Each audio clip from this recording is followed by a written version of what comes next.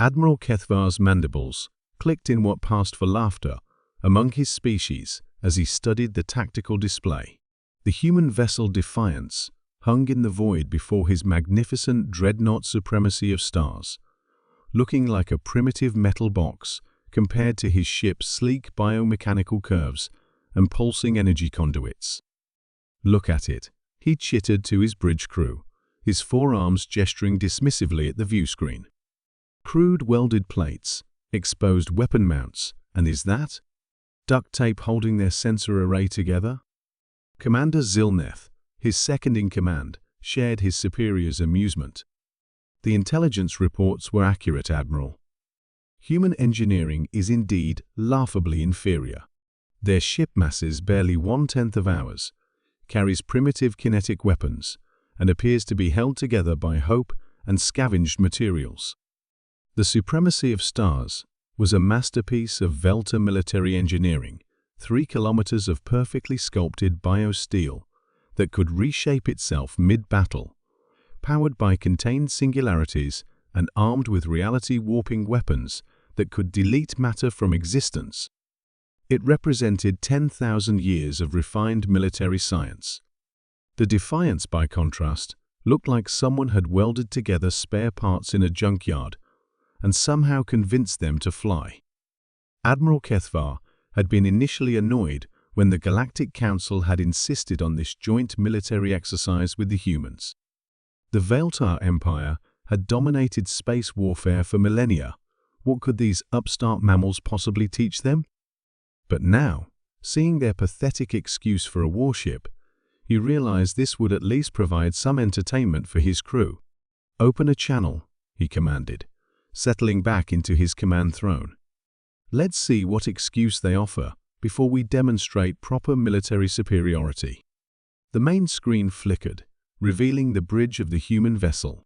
Admiral Kethvar's amusement faltered slightly as he studied the human captain.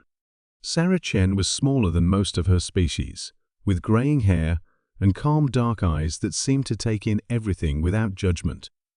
Her bridge was a cramped, utilitarian space filled with analog controls and readouts that looked ancient by galactic standards. "Admiral Kethvar," Captain Chen said with a respectful nod, "thank you for accepting this training exercise. I hope we can learn from each other." "Learn?" Kethvar's translator struggled to convey his incredulous tone. "Captain, with respect, your vessel appears to be constructed from salvaged mining equipment. What could you possibly teach the Velta about warfare?" Chen's expression didn't change, but something flickered in her eyes, something that made Kethvar's prey instincts stir uncomfortably. "Perhaps you're right, Admiral. Shall we begin?" The exercise parameters were simple: a mock battle in the Kepler Nebula, with both ships using reduced power weapons and shields. First ship to register critical damage would concede. It would be over in minutes. Kethvar took his time positioning the Supremacy of Stars, letting his crew run through their precise attack algorithms while the human ship drifted seemingly aimlessly in the nebula's colorful gases. His weapons officer, a particularly arrogant young officer named Kixtal, was practically vibrating with excitement. "Admiral, I have 17 different firing solutions that would disable their ship instantly. Their shield harmonics are laughably primitive. Our reality disruptors will collapse them in seconds." "Patience, Kixtal.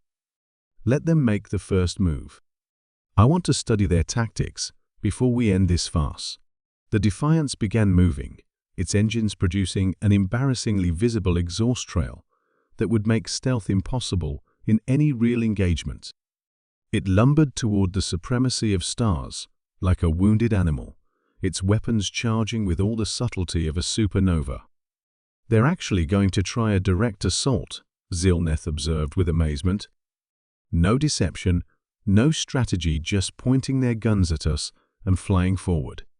Kethvar was about to order his weapons officer to end the charade when something strange happened. The human ship flickered. For just a moment, it seemed to exist in 2 places at once, then snapped back to normal reality. "What was that?" Kethvar demanded. His science officer, Dr. Yulmoth, was studying his instruments with growing confusion. Unknown, Admiral. There was a brief quantum fluctuation, but human technology isn't supposed to be capable of. The Defiance flickered again, and this time it stayed flickered. Where one human ship had been, there were now 3, each identical to the original, all charging different attack vectors. Holographic projections, Quickstale announced confidently. Crude but effective misdirection. Target the center vessel, that's where their energy signature is strongest. But as the supremacy of stars fired its reality disruptors at the center image, all 3 human ships began to change. Their crude, boxy hulls started flowing like liquid metal, folding in on themselves and expanding outward simultaneously. The duct tape and exposed components weren't falling away, they were transforming, revealing themselves to be something else entirely. By the void, Zilneth whispered. The 3 human ships had become one again, but it was no longer the pathetic vessel they had mocked.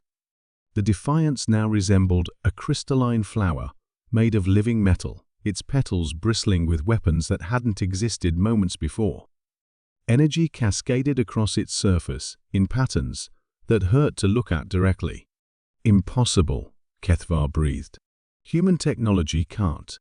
Admiral, Dr. Yulmoth interrupted, his voice tight with fear. I'm reading quantum signatures that match theoretical papers published by human scientists 6 months ago. Papers we dismissed as imaginative fiction because they described technologies that violated basic physics. Captain Chen's voice crackled over the comm, still perfectly calm. Admiral, you were right about one thing. This ship was constructed from salvaged mining equipment. Specifically, mining equipment designed to extract materials from quantum parallel realities. We just figured out how to reverse the process. The transformed Defiance moved like liquid light, flowing around the supremacy of stars' attacks, while its impossible weapons carved through the Velta ship's shields, as if they were made of paper. But it wasn't trying to destroy it, was demonstrating. Each shot precisely disabled a weapon system or shield generator without causing permanent damage. How? Kethvar demanded, watching his perfect warship being systematically dismantled by technology that shouldn't exist. You assumed our ship was primitive because it looked ugly, Chen replied. But ugly doesn't mean inferior, Admiral. It just means we spent our time working on function rather than form. While you perfected weapons that delete matter from reality, we figured out how to bring matter from other realities. While you built ships that reshape themselves predictably, we built ships that reshape reality itself. The supremacy of stars shuddered as its main engines went offline, leaving it drifting helplessly in the nebula. Every weapon system was disabled, every shield collapsed, but the hull remained intact and the crew unharmed. The exercise is concluded, Chen announced. Would you like to discuss the technical specifications? I think there's quite a lot we could learn from each other after all. Admiral Kethvar stared at the transformed human vessel, his mind struggling to process what he had witnessed. The Defiance was already shifting back to its original ugly, welded-together appearance, the miraculous technology hiding itself behind a facade of primitive engineering. Captain Chen, he said slowly, I believe I owe you an apology. And perhaps a request for a more detailed technical exchange. On the screen, Captain Chen smiled, the first emotion she had shown throughout the entire encounter. I was hoping you'd say that, Admiral. After all, the universe is a dangerous place. We're going to need each other's strengths if we want to survive what's coming. As the 2 ships began the process of docking for what would be the first real military cooperation between their species, Kethvar reflected on the lesson he had learned. In a galaxy full of species that had spent millennia perfecting the art of looking superior, humanity had spent its time perfecting the art of being underestimated. It was, he realized, a far more dangerous capability than any weapon.